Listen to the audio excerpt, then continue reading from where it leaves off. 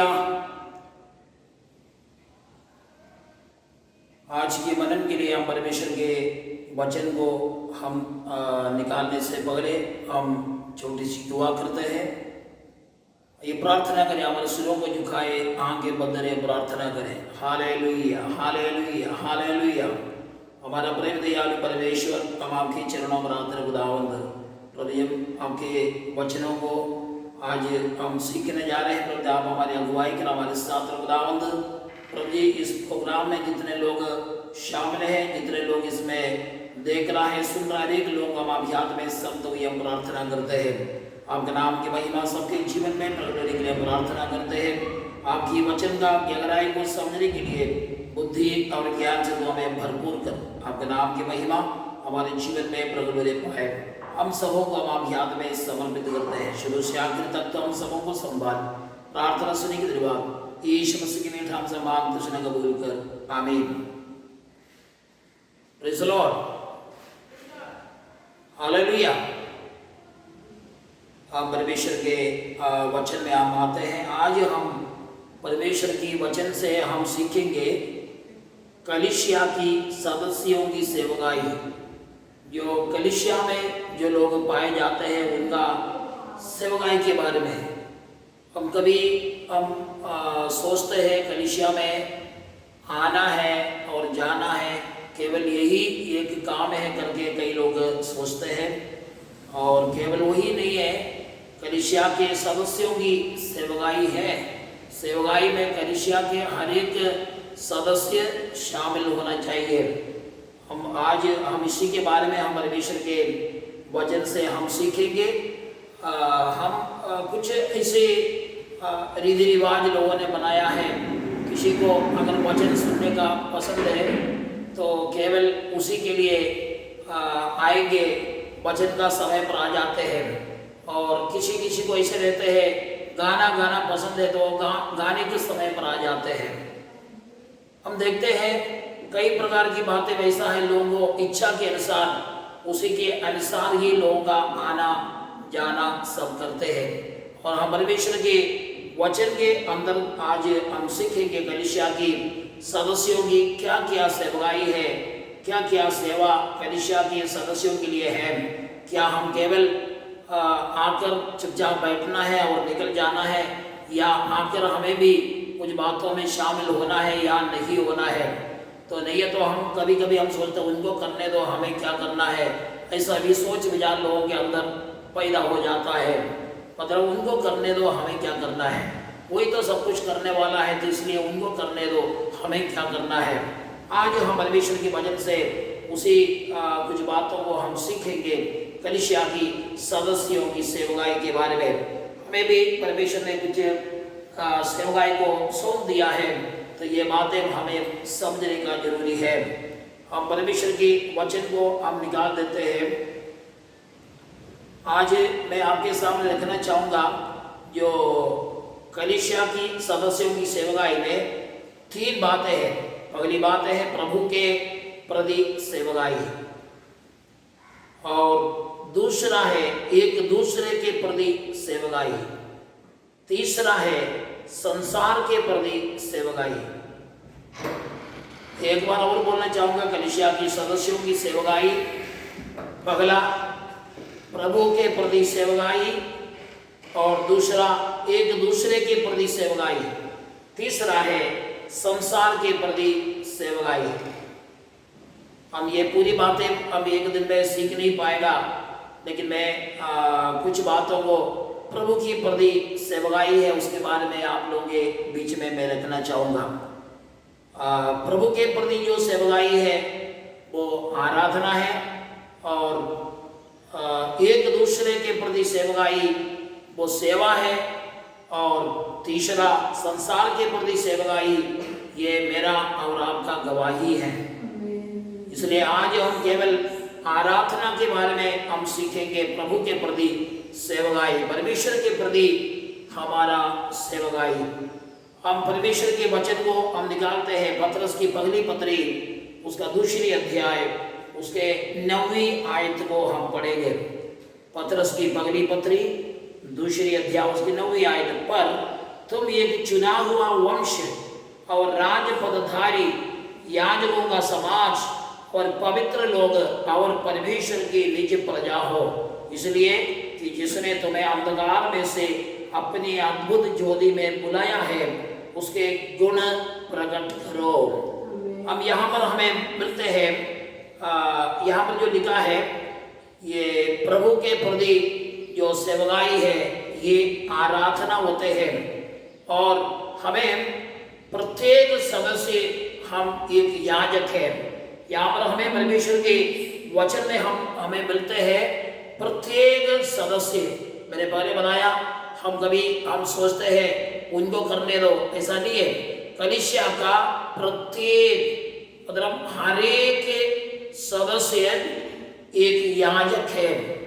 याजक का मतलब है एक पुरोहित है और इसका दूसरा भी मतलब बोल सकते हैं जो प्रभु का सेवा करने वाले हैं। हर एक लोग, हर एक सदस्य, हम एक दूसरे के लिए टाल कर नहीं रखना है, उनको करने दो, ऐसा नहीं है। हमें मिलकर करना है परमेश्वर की सेवा, लेकिन हर एक लोग के लिए परमेश्वर ने सेवा दिया हुआ है। प्रत्येक सदस्य एक याजक है, क्योंकि यहाँ पर हम पढ़ते हैं तुम एक चुना हुआ वंश और राजपदधारी याजकों का समाज, मतलब तुम याजकों का समाज है। ये पत्रस की पत्री के अंदर हमें ये बात मिलते हैं। ये तो हर एक कलीसिया के लोगों के लिए है, हर एक कलीसिया का हर एक सदस्य के लिए है। ये परमेश्वर का वचन है। प्रत्येक सदस्य, अब यहाँ पर हम देखते हैं प्रकाश वाक्य पहली अध्याय उसकी 6वीं आयत में अपन को याजक बनाकर एक राज्य भी हमें सौंप दिया है।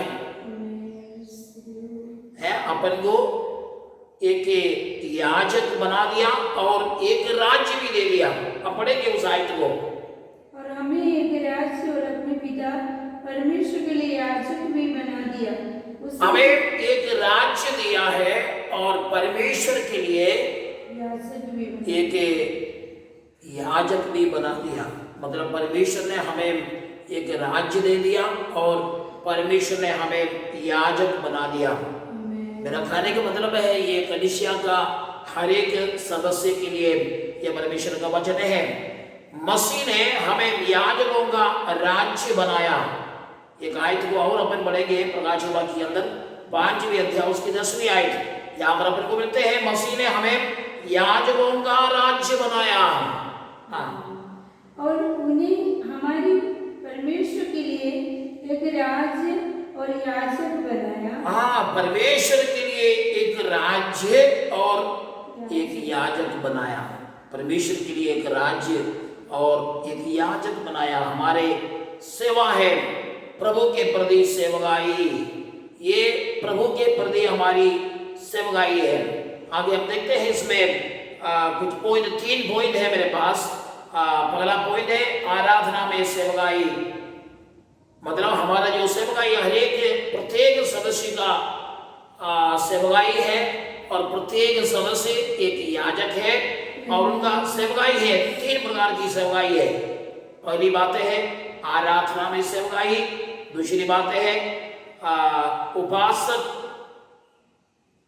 पहले उपासक फिर सेवक, तीसरा है आत्मा और सच्चाई से आराधना। ये 3 बातें हैं इसके अंदर।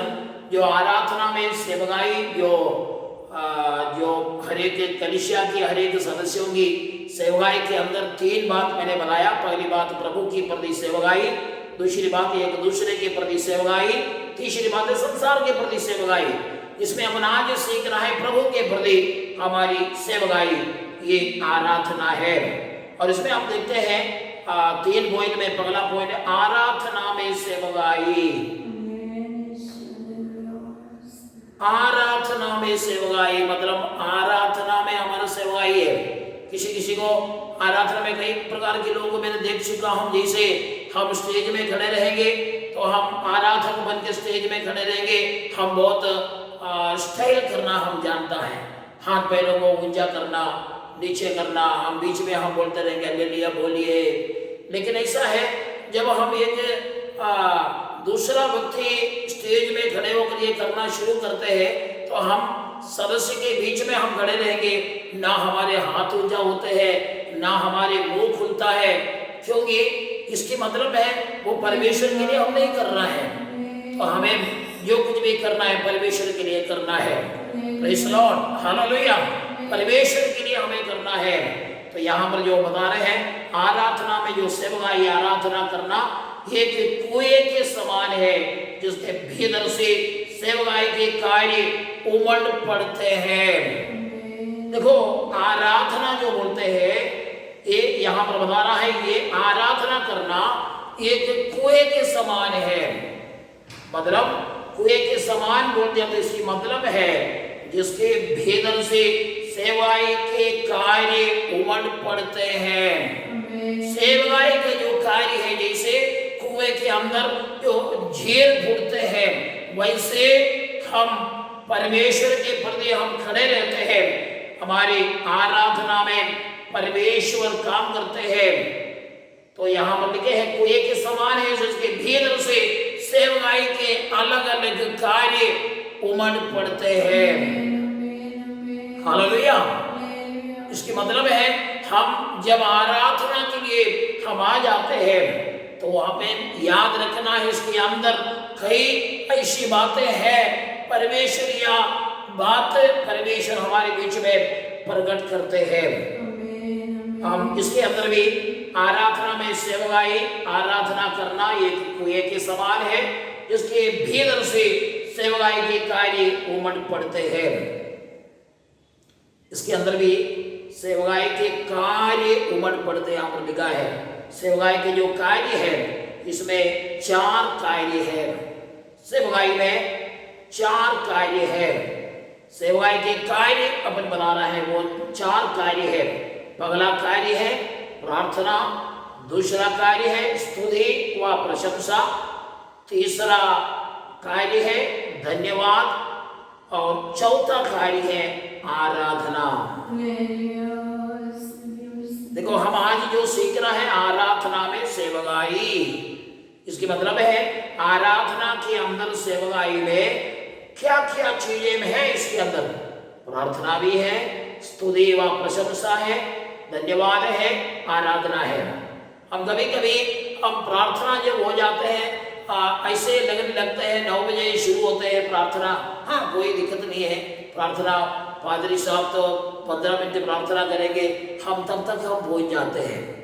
मतलब वो प्रार्थना से हमें कोई लगाव नहीं है। ये आराधना के अंदर का एक भाग है प्रार्थना। और दूसरी बात है स्तुति व प्रशंसा। अब स्तुति प्रशंसा करते हैं हम, और उसके बाद यहाँ पर हम पढ़ते हैं धन्यवाद करते हैं। इसके अंदर की एक एक पाठ है। हम प्रार्थना करते हैं, स्तुति व प्रशंसा करते हैं और धन्यवाद करते हैं और आखिरी बात है आराधना करते हैं। इसको हम अलग करके नहीं कर सकते हैं। अपन कभी कभी ऐसे सोचते हैं आराधना कलिशा में अपन हमेशा बोलते रहते हैं हम आराधना के लिए टीम सामने आ जाएंगे। तो हम कभी कभी ऐसे सोचता है आराधना बोल दिया तो उतना ही है, सामने आकर गाना गाएगा, कुछ हालेलुया बोलेंगे और सब अच्छा जोर जोर से ताली बजाएंगे और उसके बाद बैठ जाता है। केवल अपन यही आराधना समझते हैं, लेकिन ये चारों चीज इसके अंदर का महत्वपूर्ण बात है। हमें ये बीच बीच में हमें होना चाहिए। प्रार्थना आराधना के अंदर की बात है, प्रार्थना और स्तुति प्रशंसा धन्यवाद और आराधना, ये चारों बात इसके अंदर पाए जाते हैं। हम आगे हम बढ़ते हैं। इसका अलग अलग होकर अभी अपन बाद में अपन कभी सीख सकते हैं। आराधना जिसको योग्य समझते हैं उसकी आराधना करते हैं। हम आराधना करते हैं तो किसकी आराधना करते हैं? जिसको योग्य समझते हैं। हम कलीसियाओं में हम परमेश्वर की आराधना करते हैं, परमेश्वर उसके योग्य है, इसलिए हम परमेश्वर की आराधना करते हैं। हम परमेश्वर को क्यों प्रेम करते हैं? जिसको योग्य समझते हैं, जिससे अपन प्रेम करते हैं, उसकी हम आराधना करते हैं। अगर ऐसा है तो हम परमेश्वर से प्रेम क्यों करते हैं? क्या परमेश्वर से हमें सब कुछ मिल जाएगा? हमें अच्छा मकान मिल जाएगा, अच्छा गाड़ी घोड़ा मिल जाएगा, अच्छा जमीन मिल जाएगा, अच्छा लड़की मिल जाएगा, अच्छा लड़का मिल जाएगा? क्या यही है? अच्छा डिग्री मिल जाएगा? यही बातें हैं। हम देखते हैं क्यों हम परमेश्वर से प्रेम करते हैं। पहली यूहन्ना उसकी 4 अध्याय उसका 19वां आयत को हम पढ़ेंगे। पहली यूहन्ना 4 अध्याय उसका 19वां आयत। हम इसलिए प्रेम करते हैं कि पहले उसने हमसे प्रेम किया। पहले उसने हमसे प्रेम किया। यह है हम परमेश्वर के वचन में हमें मिलते हैं। पहले उसने हमसे प्रेम किया, उसने हम लोगों से प्रेम किया, इसलिए हम परमेश्वर से प्रेम करते हैं। तो हम इसको अगर याद करेंगे, हम कैसे एक व्यक्ति था तो हमसे परमेश्वर ने प्रेम किया।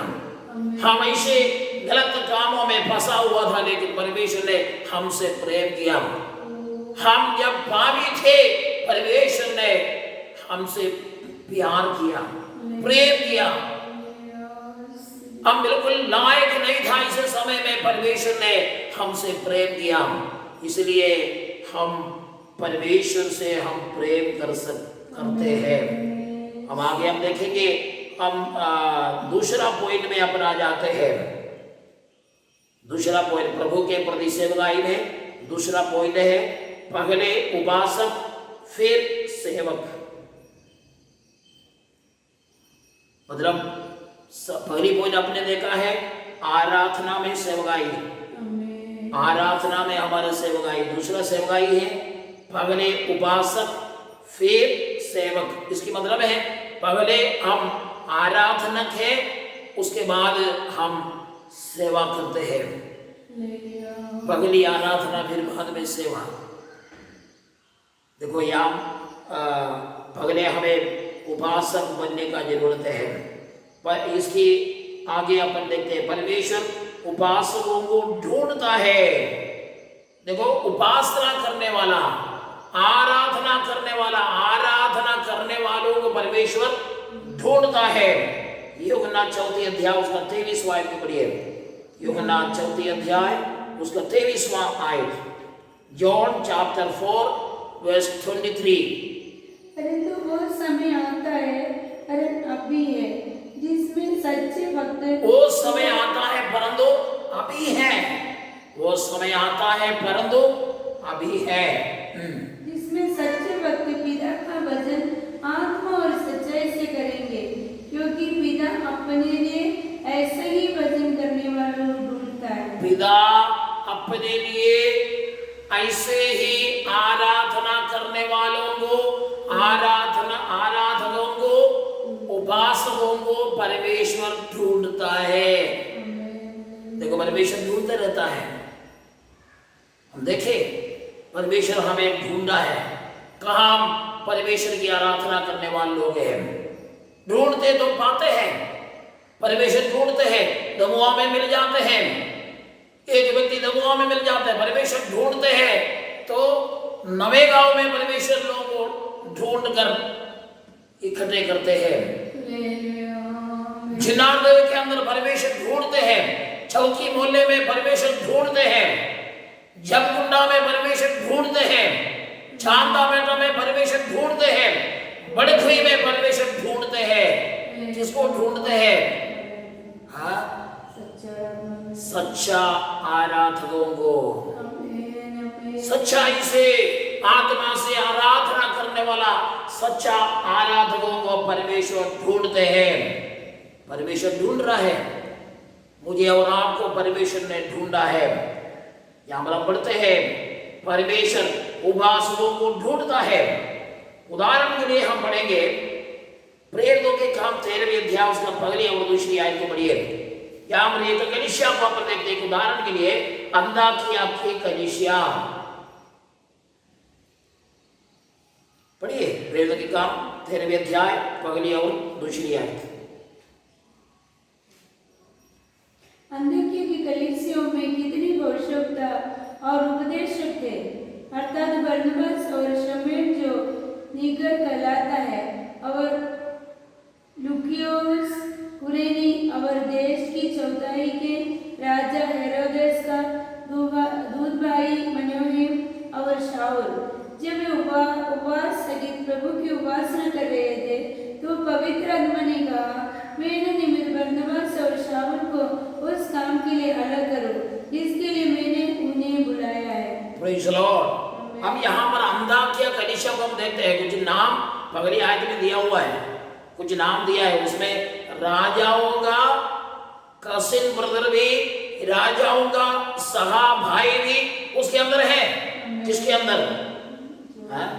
आराधना करने वालों के बीच में। देखो, हमारे पदवी आराधना के लिए कोई रुकावट नहीं है। हमारे जो ऊंचा पदवी में अगर हम बैठे हैं, आराधना करने के लिए कोई रुकावट नहीं है। हम आराधना कर सकते हैं, परमेश्वर की महिमा कर सकते हैं। हम परमेश्वर के वचन में अपन को मिलते हैं।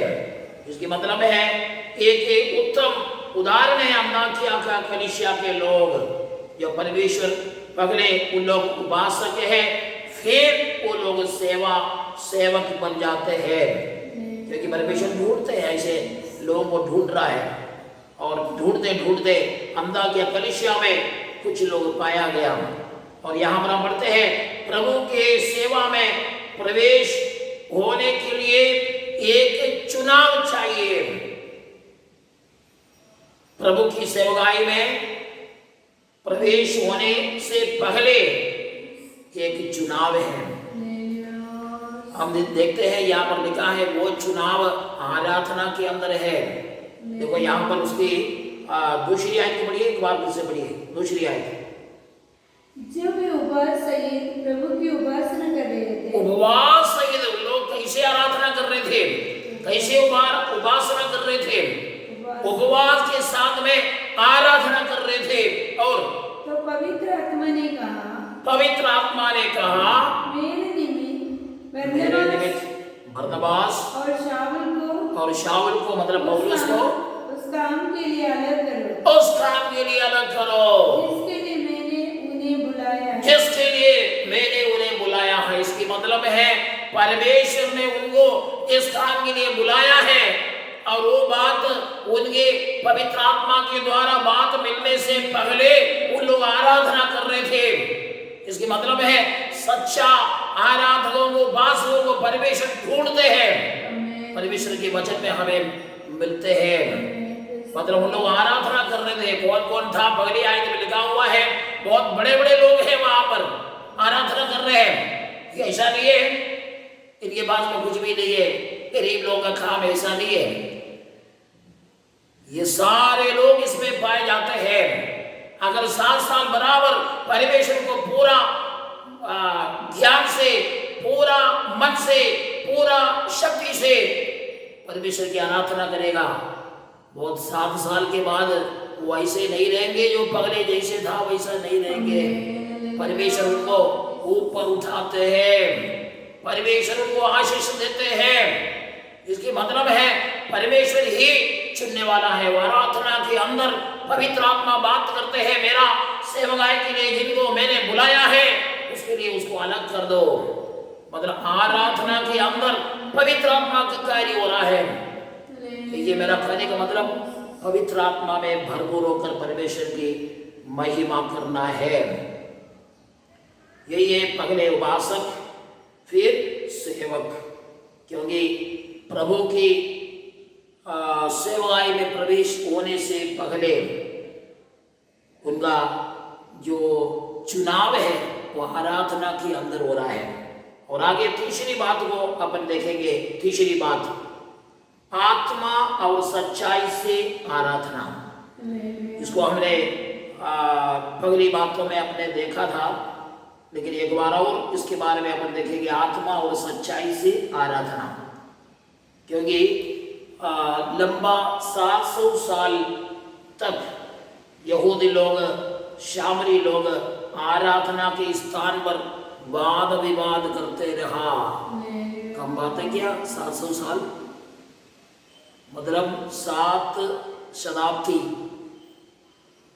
700 साल इन लोगों का वाद विवाद चलते रहा। किसका? यहूदी लोगों का और शामरी लोगों का। यहूदी लोग बोलेगा उधर आराधना होता है, शामरी बोलेगा उधर नहीं होता, इधर होता है। इनके वाद विवाद 700 साल चलते रहा। उसके बाद अब निर्णय हो रहा है तो कहाँ होना चाहिए। हम फिर से उसको पढ़ेंगे, यूहन्ना 4 अध्याय उसका 19 से लेकर आयत को पढ़ेंगे। यूहन्ना 4 अध्याय उसके 19 से लेकर 23 तक का आयत को पढ़ेंगे। स्त्री ने उससे कहा, हे प्रभु, मुझे ज्ञात होता है कि तू होश होता है। हमारे बाप दादों ने इसी पहाड़ पर भजन किया। देखो, बाप दादों ने यहाँ आराधना किया। हाँ, और तुम कहते हो कि वह जगह जहाँ भजन करना चाहिए यरूशलेम में। तुम गाता है यरूशलेम में करना चाहिए। यीशु ने उससे कहा, हे नारी, मेरी बात की प्रतीति कर कि वह समय आता है कि तुम ना तो इस पहाड़ पर पिता का भजन करोगे, ना यरूशलेम में। तुम जिसे नहीं जानते उसका भजन करते हो, और हम जिसे जानते हैं उसका भजन करते हैं, क्योंकि उद्धार यहूदियों में से है। परंतु वो समय आता है, वरन अब भी है, जिसमें सच्चे भक्त पिता का भजन आत्मा और सच्चाई से करेंगे, क्योंकि पिता अपने लिए ऐसा ही भजन करने वालों को ढूंढता है। देखो यहाँ पर लिखा हुआ है, तो 700 साल तक इन लोगों का वाद विवाद चलते रहा। यहूदी लोग कहते हैं यही आराधना होते हैं, उन लोग बोलता ऐसे नहीं होना चाहिए। ये चलते चलते आखिर में यहाँ पर हम देखते हैं यीशु मसीह इनके बीच में आकर बातें करता है। क्योंकि यहाँ पर यूहन्ना 4 अध्याय को अपन देखेंगे, एक ऐसे व्यक्ति, एक सामरी स्त्री को यीशु मसीह से मुलाकात करने का, यीशु मसीह का आराधना करने का, सच्चा आराधना क्या है करके समझने का एक मौका वहां पर आ जाते हैं। और यहाँ पर जो लिखा हुआ है, आराधना को 2 शब्दों में बांटता है। आराधना को 2 शब्दों में यहाँ पर बांटता है। पहला है आत्मा, दूसरा है सच्चाई। मतलब आराधना के लिए ये दोनों चीज का जरूरत है।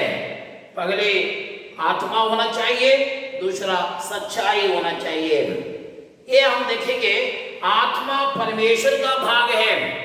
एक आत्मा चाहिए और एक है सच्चाई चाहिए।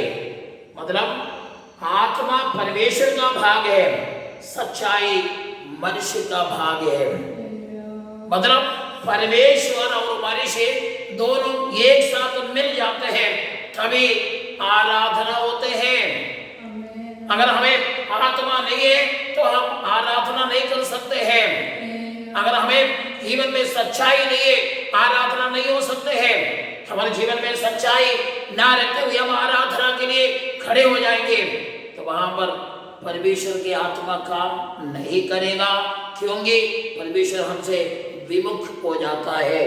इसलिए हमें याद रखना, ये 2 बातें हैं, एक आत्मा है और एक सच्चाई है। आत्मा परमेश्वर का भाग है और सच्चाई मनुष्य का भाग है। परमेश्वर का भाग में पुत्र पवित्र आत्मा सम्मिलित होते हैं। ये परमेश्वर का जो भाग है आत्मा, इसके अंदर जब आत्मा में आराधना होती है, इसके अंदर पुत्र यीशु मसीह भी शामिल होते हैं और पवित्र आत्मा भी शामिल होते हैं। तब हमारी आराधना सही आराधना बन जाते हैं।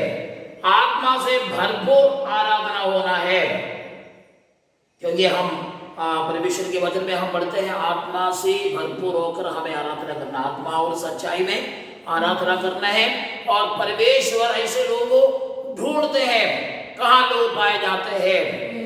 अब आज हमें एक निर्णय करना है, अगर हम आज पूरा रीति से हम तैयारी के साथ में नहीं है, हम परमेश्वर से हम बोले, ए प्रभु मुझे भी आप चुन ले। मैं आपके साथ चलना चाहता हूँ, चाहती हूँ। मैं आपकी आराधना करना चाहता हूँ, महिमा करना चाहता हूँ। हम आगे हम देखते हैं ये आयत को हम पढ़ेंगे। मत्ती रचित सुसमाचार उसकी 15वें अध्याय 8 और 9 आयत को पढ़ेंगे। मत्ती 15वें अध्याय 8 और 9। हम जब आराधना करते हैं आत्मा से भरपूर आराधना होना है। ये लोग होठों से तो मेरा आदर करते हैं, यहाँ पर लिखा हुआ है हमारे धर्म विधि नहीं होना है। हो सकता है कुछ ऐसे विधि बना कर रखा है, वो नहीं होना है। पढ़िए, शुरू से पढ़िए। ये लोग होठों से तो मेरा आदर करते हैं। हाँ, परमेश्वर कहता है ये लोग होठों से मेरी आराधना करते हैं, परंतु मन मुझसे दूर रहता है। लेकिन इनकी मन मुझसे दूर है। और ये व्यर्थ मेरी उपासना करते हैं। मतलब इनके मन दूर में है, लेकिन होठों से आराधना करते हैं। हाँ, और ये व्यर्थ मेरी उपासना करते हैं। ये लोग व्यर्थ मेरा उपासना करते हैं, परमेश्वर की आराधना व्यर्थ में करते हैं। क्योंकि मनुष्यों की विधियों को धर्मोपदेश करके सिखाते हैं। हाँ, मनुष्यों की विधियों को धर्म का उपदेश बोलकर सिखाते रहते हैं। मनुष्यों के द्वारा बनाए हुआ विधि विधान को क्या करते हैं? ये परमेश्वर का है करके बोलते रहते हैं। इसलिए हमें कोई मनुष्य का विधि विधान में नहीं, परमेश्वर का वचन में हमें आगे बढ़ना है। 8-9 हम यहाँ पर हम देखते हैं, इसके मतलब है हमें आत्मा से भरपूर होकर आराधना करना है। मनुष्य के द्वारा बनाया हुआ कुछ बातों को लेकर नहीं है। तो हम ऐसा है, कई जगह में अपन को मिलते हैं लोग पगले से 1 साल भर के लिए पगले से तैयार कर रखते हैं। पगला इतवार, दूसरा इतवार, 53 या 54 इतवार मिलते हैं 1 साल भर में। वो पगले से तैयार कर रखते हैं, यही पढ़ना है। देखो, हम कोई मनुष्य का विधि विधान को ना माने, हम परमेश्वर की बातों को हम माने। हम परमेश्वर की आराधना करने के लिए हमें आत्मा से भरपूर आराधना होना चाहिए।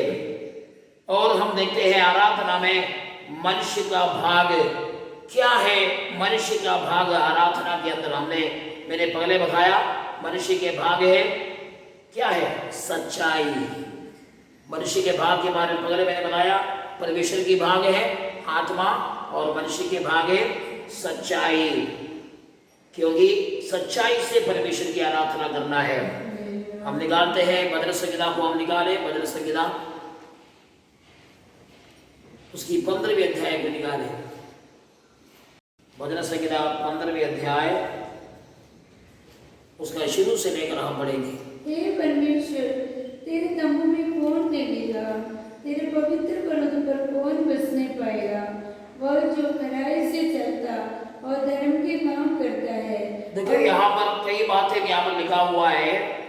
आराधना में मनुष्य का भाग है, मतलब यहोवा के पर्वत पर कौन है, यहोवा के पवित्र स्थान में कौन है। ये यहाँ पर काफी बातें लिखा है। 5 आयतें हैं भजन संहिता के अंदर। हे परमेश्वर, तेरे तंबू में कौन रहेगा? तेरे पवित्र पर्वत पर कौन बसने पाएगा? दूसरी आयत से लेकर वह जो खराई से चलता और धर्म के काम करता है और हृदय से सच बोलता है।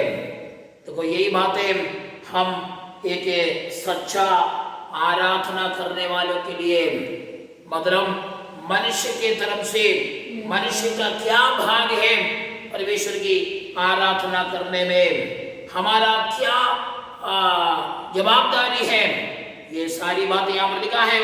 खराई से चलना है और धर्म के काम करना है और हृदय से सच बोलना है।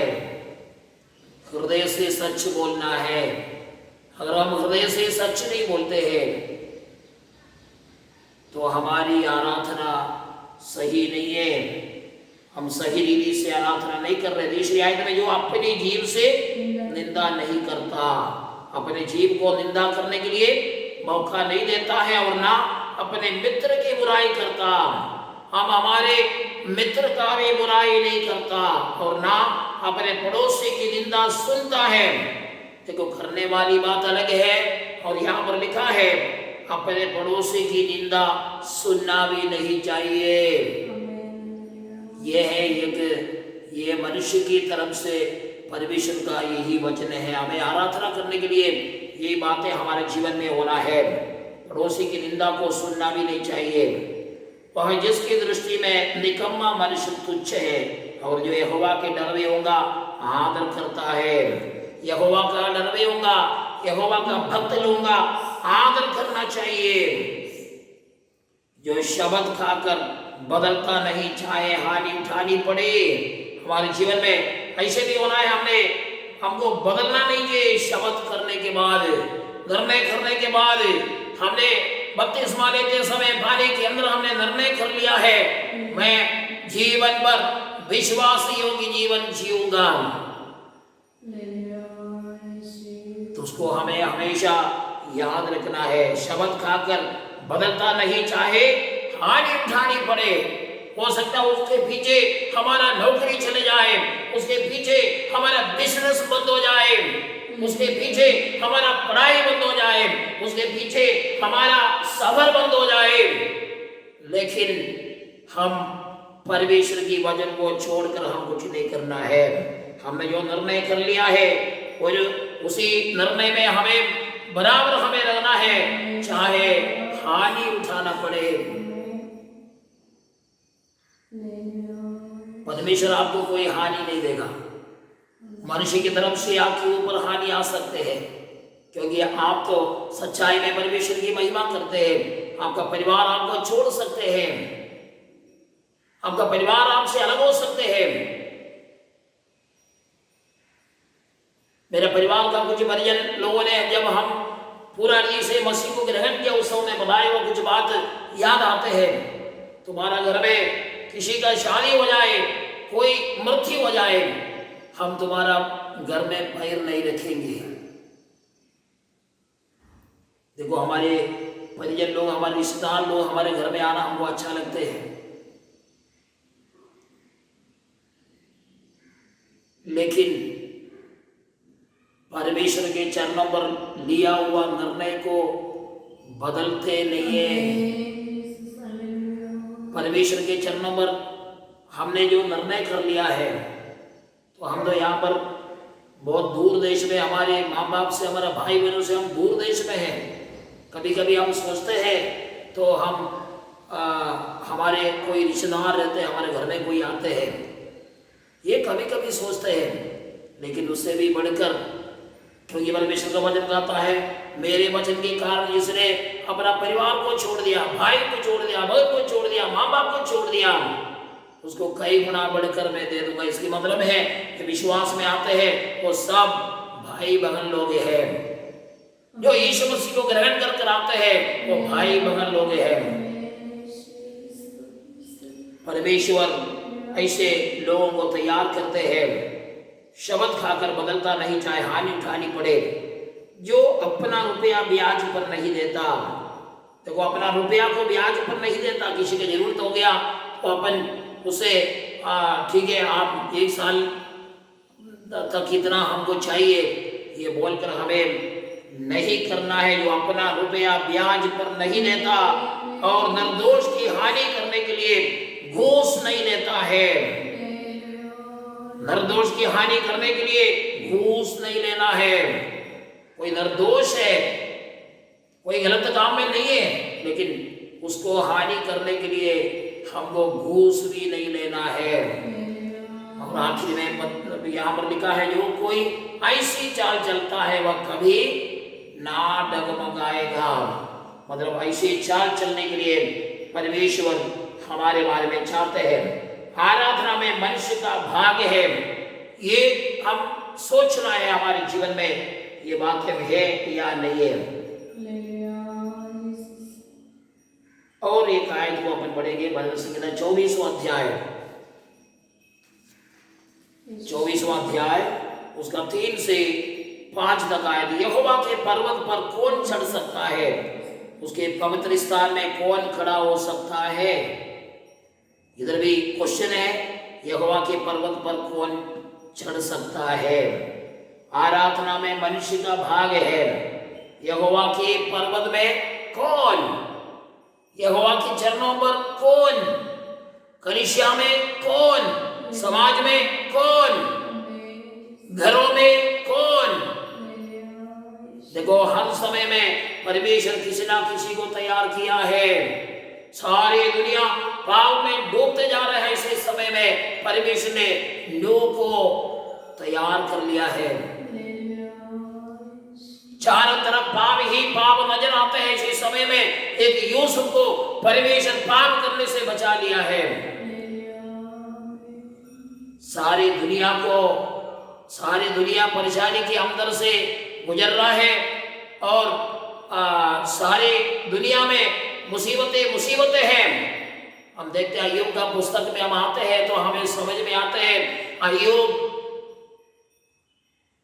अय्यूब एक ही मंदिर सभा में बैठा हुआ एक व्यक्ति था। अय्यूब पुराने जमाने के बहुत धन संपत्ति वाला इंसान था, लेकिन उनके धन संपत्ति के प्रति वो परमेश्वर को छोड़ देगा करके उनके दोस्त लोगों ने भी सोच लिया। उनका दोस्त लोगों ने सोचा इसने पाप किया, इसने गलती किया, इसलिए इनके ऊपर ऐसे बीमारी आ गए। लेकिन आखिरी समय तक अय्यूब ने परमेश्वर के विरुद्ध में कुछ भी नहीं बोला। उनका सब कुछ नष्ट होते उस समय भी कहते हैं परमेश्वर ने दिया, परमेश्वर ने वापस लिया, उनके नाम का धन्य हो। यही अय्यूब ने कहा है। इसलिए हमें याद रखना है, हम यहोवा के लिए हम काम करते हैं। और यहाँ पर चौथी आयत में हम पढ़ते हैं, तीसरी आयत में उसके पवित्र स्थान में कौन खड़ा हो सकता? चौथी आयत में जिसके काम निर्दोष और हृदय शुद्ध है। क्या क्या बात यहाँ पर बता रहे हैं? काम निर्दोष होना है, हृदय शुद्ध होना है, जिसने अपने मन को व्यर्थ बात की ओर नहीं लगाया। व्यर्थ बातों में हम कभी कभी परमेश्वर की जन्म मनाते हैं, हम परमेश्वर की आराधना करते हैं, स्तुति करते हैं, अन्य भाषा में बातें करते हैं।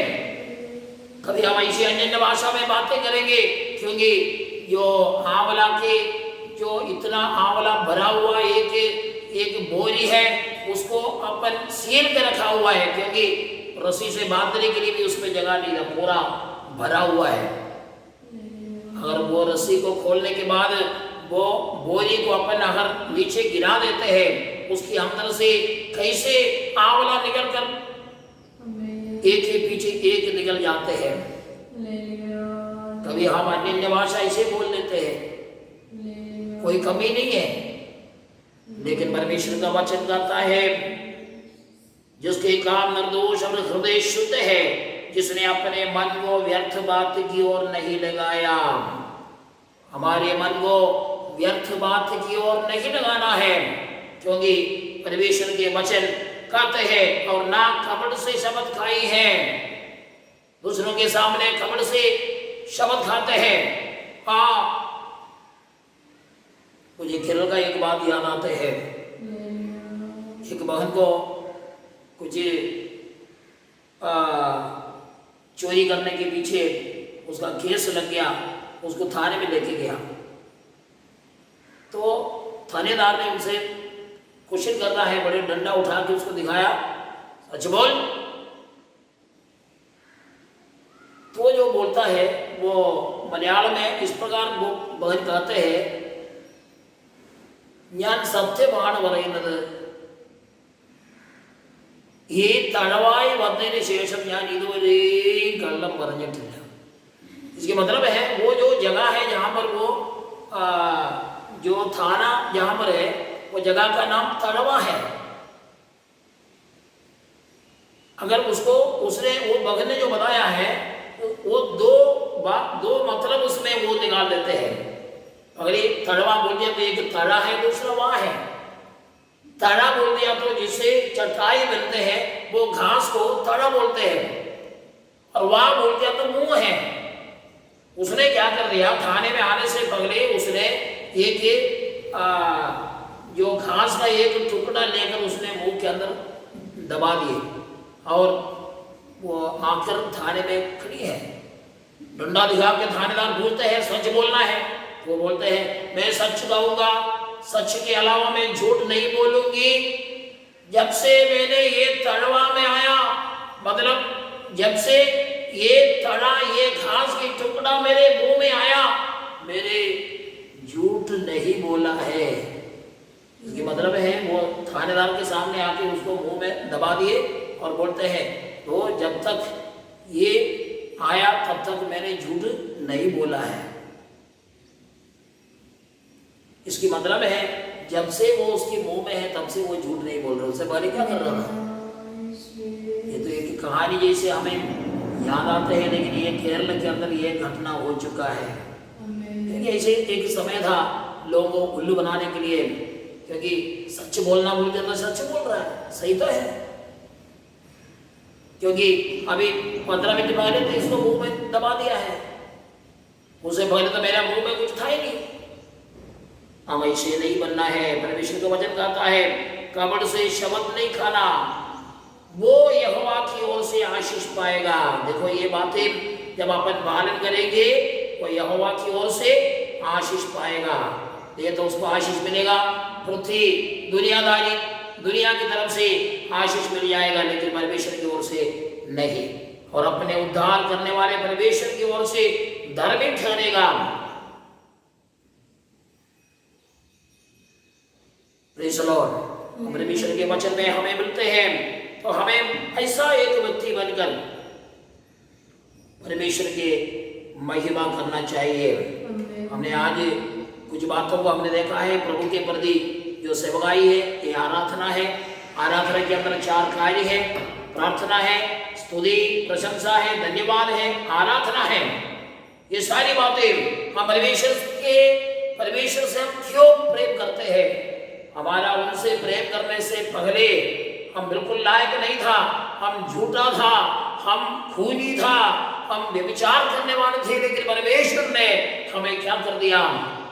प्रेम कर दिया। हम उसके लायक नहीं था। परमेश्वर का प्रेम ये हमें जब हमारे जीवन में हम पाते हैं तब हम परमेश्वर से हम प्रेम करते हैं। हमने कुछ बातों को हमने आज हम देखा है। हमारी आराधना में 2 मेन बातें हैं, एक आत्मा और एक सच्चाई है। आत्मा परमेश्वर के भाग में है और सच्चाई मनुष्य के भाग में है। मतलब हमें सच्चाई के साथ में परमेश्वर की महिमा करना है, आत्मा से भरपूर होकर आराधना करना है। कोई बनाया हुआ विधि विधान को लेकर नहीं है। हमें आत्मा और सच्चाई से परमेश्वर की आराधना करना है। आराधना में मनुष्य के भाव को हमने देखा है। मत्ती संहिता 15वें अध्याय 24वां अध्याय में हमने देखा है। सच्चाई के साथ में हमें जीवन बिताना है। जो निर्णय करते हैं, हमारे जीवन में मुसीबत भी आ गया उसके बाद भी हम उसको नहीं छोड़ना है, निर्णय में अटल बने रहना है। ऐसा एक आराधना करने वाले एक आराधक बनकर हम परमेश्वर की महिमा करते हुए परमेश्वर के जन्म आगे बढ़े। प्रभु हम सबों को आशीष दे। आइए प्रार्थना करें। प्रभु धन्यवाद धन्यवाद धन्यवाद। हमारे सर्वशक्तिमान परमेश्वर, हम आपके चरणों पर आते हैं। प्रभु आपके वचनों को पढ़ने के लिए, बोलने के लिए, सुनने के लिए आपने हमें मदद किया, हम आपको धन्यवाद देते हैं। प्रभु हम प्रार्थना करते हैं आपका नाम की महिमा हमारे जीवन में प्रकट होने पाए। प्रभु हम प्रार्थना करते हैं हम ऐसे आराधना करने वाला बनकर आगे बढ़ने के लिए मदद कर। कई समय से लेकर लोगों के बीच में वाद विवाद होते रहा। प्रभु हम प्रार्थना करते हैं ऐसा वाद विवाद के अंदर से आपने हमें बचा लिया है। सच्चाई से आराधना करने के लिए, आत्मा में आराधना करने के लिए आपने हमें चुना है। हम आपको धन्यवाद देते हैं। हम सबों को आपके हाथ में सब देते हैं। आपके नाम की महिमा हमारे जीवन में प्रकट होने पाए। हम आपके चरणों पर आगे बढ़ने के लिए मदद कर। हर एक लोगों को हम आपके हाथ में सब देते हैं। प्रार्थना सुनने के धन्यवाद। यीशु मसीह में हम सब कबूल कर। आमीन।